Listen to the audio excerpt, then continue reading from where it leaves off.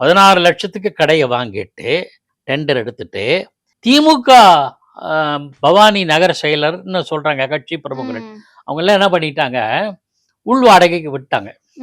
60 நாள், நவம்பர் 14 அடுத்த வாரம், கரெக்டா அடுத்த வாரத்திலேருந்து 60 நாள் உள்வாடகை விட்டு எவ்வளோ வாங்கியிருக்காங்கன்னா 34 லட்சம் வாங்கியிருக்காங்க. இவங்க கொடுத்து வாங்குறது 16 லட்சம், அவங்க விட்டுறது உள் வாடகை விட்டுருக்காங்கல்ல 34 லட்சம், கிட்டத்தட்ட 16 லட்சம் 20 லட்சம் அரசாங்கத்துக்கு வர வேண்டியதை இவங்க அடிச்சிடுறாங்க. யாரு? இடைத்தரகர்கள் சட்டம். இதுல என்னன்னா, ஒப்பந்த புள்ளிக்கு நிபந்தனை இருக்குல்ல, விதிமுறை இருக்குல்ல, அதை மீறிட்டாங்க. அந்த மாதிரி மீறினா என்ன ஆகும்? டெண்டர் கேன்சல் ஆயிடும், ஒப்பந்தம் கேன்சல் ஆயிடும். ஆனா அதை மீறி கொடுத்துருக்காங்க. கொடுத்து பணம் எங்க போச்சு? அரசாங்க கோயிலுக்கு வர வேண்டிய பணத்தை பாதிக்கு மேல அவங்க போயிடுச்சு. இதைத்தான் அண்ணாமலை தன்னுடைய செய்தியாளருக்கு அறிக்கையில் தெரிவிச்சிருக்காரு.